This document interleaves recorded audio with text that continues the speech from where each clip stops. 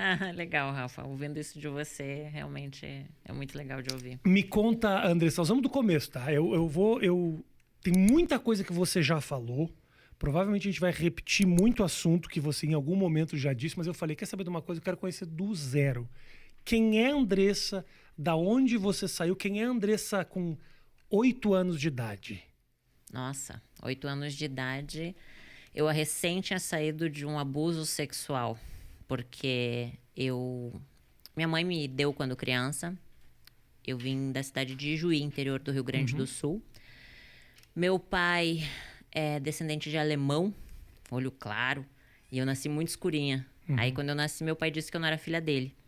Minha mãe tinha 14 anos de idade, uma criança, não tinha condições financeiras de me criar e me deu para uma família. A família que era para me cuidar, o homem bonzinho, aos olhos de todos, era o que me abusava, dos 2 aos 8. As minhas memórias são entre 6 e 8 anos, então alguns flashes mais pequenininha.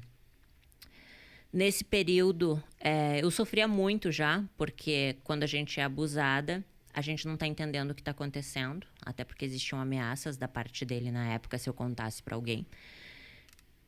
Fui contar pra minha mãe só aos 21 anos, em uma crise onde eu culpei ela. Então tinha muita mágoa da minha mãe, muita mágoa do meu pai. Aos 8 anos, a minha mãe de criação viu esse homem me abusando. E eu amava muito ela, era uma professora de português lá em Juí.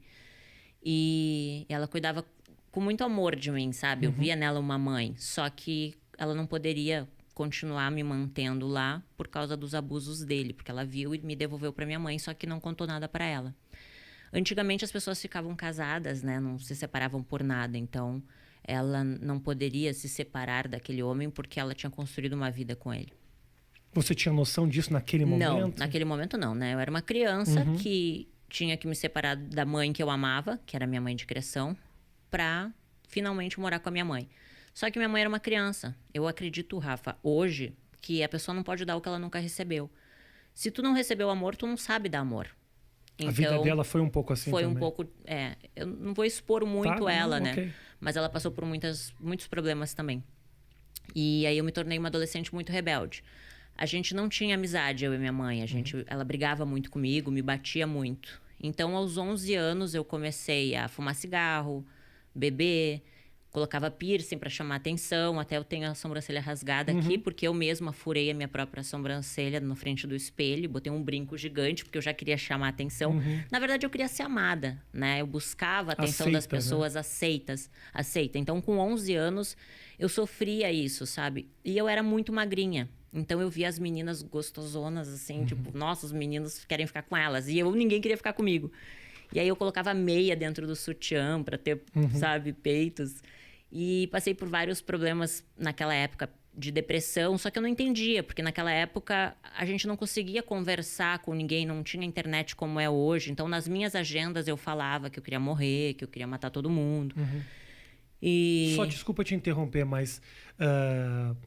o abuso acabou da onde, assim? Só quando a minha mãe de criação viu ele me abusando sexualmente. Então teve um confronto. Isso, aí ela me deu pra minha mãe. Tá, e aí minha mãe morava em Porto Alegre. Então eu saí de Juí pra Porto Alegre pra morar com a minha mãe. Minha mãe, uma criança, né? Imagina, ela me ganhou com 14 anos. Minha mãe tinha que trabalhar muito, de manhã e de tarde, chegava muito de noite. Então a minha vida era comer miojo e salsicha. E aí, ir pro colégio sozinha e voltar sozinha. Então, ali eu me tornei muito rebelde. Porque a minha mãe queria que eu fizesse comida, limpasse a casa. Obrigações de um adulto. Sim. E ela não sabia conversar comigo. Então, ela me agredia muito. Assim, de agressões, assim, de me violentar mesmo, sabe? Com palavras também, palavras que me machucavam. Então, eu nutria muito ódio dentro de mim. Com 13 anos, eu comecei a fumar maconha.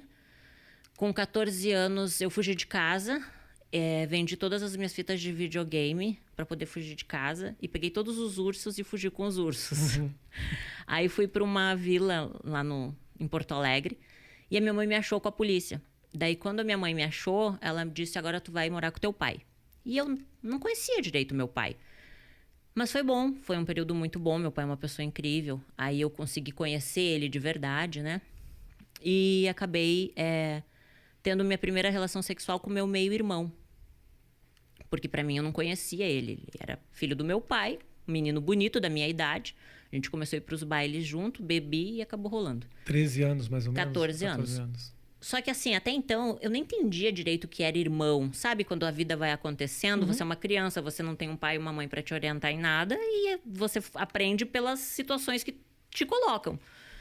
E nem valores, princípios, não existia um direcionamento. Nunca, tipo, alguém disse assim, olha, vai estudar, vai fazer uma faculdade, sabe? Não existiam esses valores. E aí, com 14 para 15, aconteceu isso.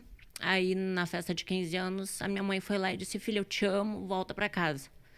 E eu amava a minha mãe, por mais que ela me batesse, ela era minha mãe, né? Claro, óbvio. E aí, quando eu fui morar com a minha mãe de volta, eu tava no colégio. Um lencinho pra mim aí, ô Matheus. Aí eu tava no colégio e conheci o pai do meu filho. Uhum. E aí, na família dele, eu vi a família que eu não tinha. Aquela estrutura familiar de churrasco final de semana, sabe? Os filhos debaixo da asa da mamãe. Minha sogra muito carinhosa comigo. Então, eu me apaixonei pela família dele. E eu era uma criança, eu tinha 15 anos. Aí, o meu ex-marido, na época, tinha 16, uma criança também. Sim. Mas a gente, nessa idade, a gente já acha que a gente é adulto. Aí a gente queria ter um filho. Então, imagino também que a sua vontade de amadurecer era para escapar de muita coisa que da infância não tinha sido das melhores. E a minha mãe me batia até no rosto. Imagina eu aos 15 anos apanhando no rosto, sabe? Era uma forma de fuga. O casamento foi uma fuga. E aí eu me casei achando assim, bom, agora eu vou ter minha casa, vou ter minha família, né? Vou ter o meu filho, vai ser para sempre. Só que quando eu me casei, eu era uma criança. Então, eu morava com a minha sogra e foi maravilhoso. Aos 21 anos, quando a gente foi morar sozinho, eu e ele, a gente comprou um apartamento, eu me vi uma criança cuidando de outra criança, mimada, porque minha sogra me mimava. Eu não sabia cuidar da casa. Então, eu brigava por causa de um copo de água na pia, uma toalha em cima da cama, sabe? Então, nosso casamento virou um inferno, porque eu não sabia ser uma boa esposa, eu não sabia. Eu tinha... Difícil, você era uma criança. Eu era uma criança. E aí, aos 21 anos, só que ali, Rafa, a ambição cresceu dentro de mim. Porque eu comecei a ver as pessoas... Sabe quando você começa a ver o mundo? Pô, a pessoa tem carro. Eu quero ter um carro, sabe? Eu quero me vestir bem. Você começa a ver que existem pessoas que crescem financeiramente. Então, eu era coordenadora de RH de uma empresa de marketing promocional em Porto Alegre. Eu comecei como demonstradora no supermercado. E como eu sempre fui muito comunicativa e feliz, assim, sabe? A empresa que eu trabalhava me contratou como recepcionista, depois auxiliar do RH e depois coordenação do RH, mesmo sem faculdade. E aí eu dava o meu melhor, sabe? A primeira a entrar, a última a sair, sempre fiz direitinho o meu trabalho e sempre cresci assim. Aí com 21 anos, meu casamento acabou e aí eu me vi cheia de conta para pagar. Na época, eu contratava meninas para fazer evento. Nas feiras. Perfeito. E aí, quando eu falei com uma amiga minha, que eu tava com uma crise financeira, ela disse, olha, eu tenho uma amiga que fechou numa casa noturna e ganhou R$500. Eu disse, pá, R$500? O que ela fez? Ela tirou a roupa? Então eu vou tirar a roupa. Claro. Só que não foi bem o que aconteceu, né? Eu entrei... Eu não queria te interromper, essa história... Ela tá muito bem contada, essa história. Mas eu tenho um momento que a gente estava conversando... Antes da gente trabalho na noite, que foi esse momento... Teve um momento aqui que a gente estava conversando que você se emocionou, que foi quando você falou do começo dessa relação lá atrás. Por que especificamente esse ponto é um ponto muito sensível para você? Porque, desculpa te interromper. Na verdade, assim, quando mexe muito na infância, é muito difícil, né, Rafa? Porque... eu acho que tantos problemas no nosso futuro são evitados quando você tem uma base, entende? Só que não adianta ficar buscando culpados, porque a gente...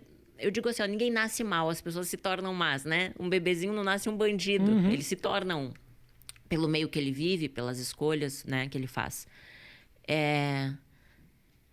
Com 21 anos, eu escolhi me prostituir. Aos 15, não eram as minhas escolhas, entende?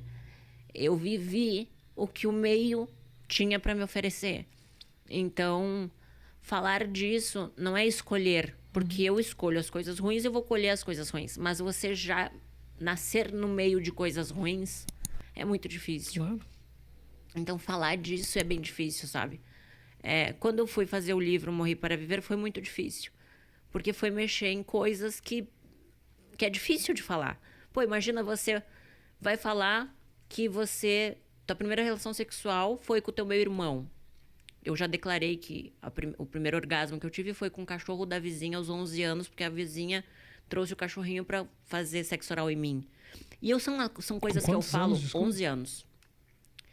São coisas que eu falo, Rafa, por quê? Porque me trouxe culpa há muito tempo. Durante muito tempo, a culpa, ela estava me matando.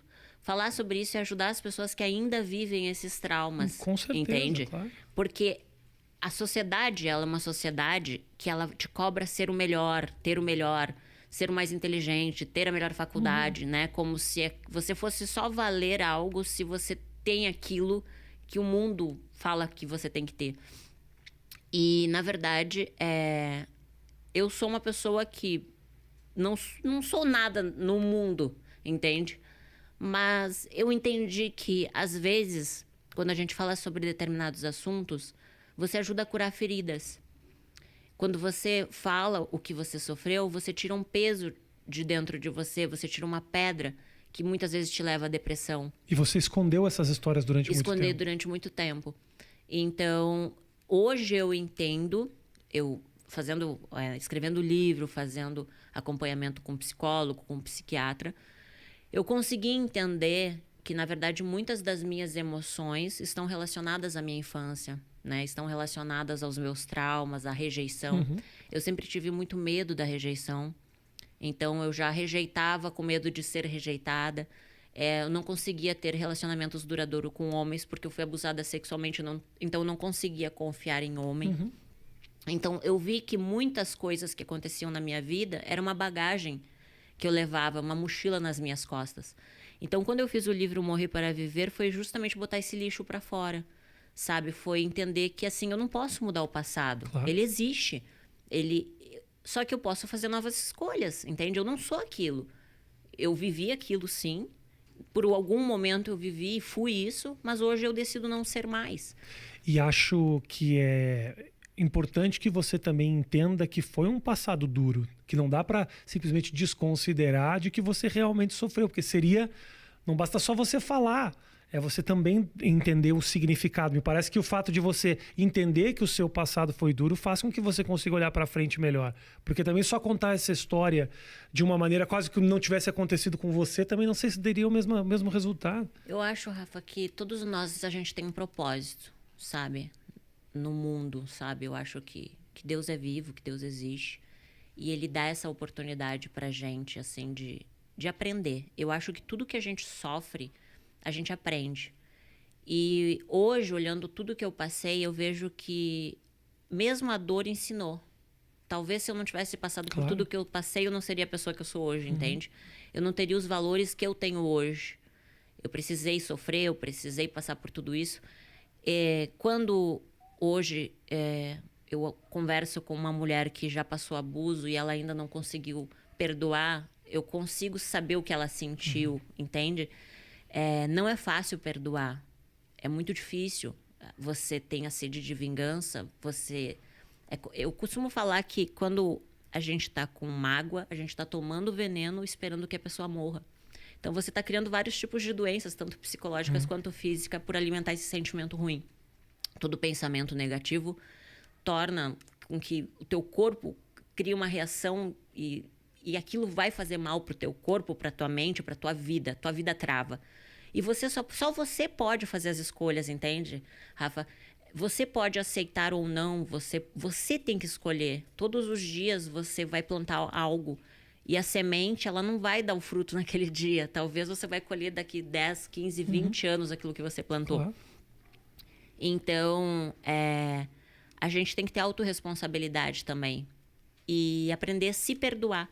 Porque a gente não é obrigado a saber se vai dar certo ou não. A gente vai ter que passar por aquilo. Às vezes a gente acerta e às vezes a gente erra. Então, a vida é um privilégio. Sim. Vamos lá.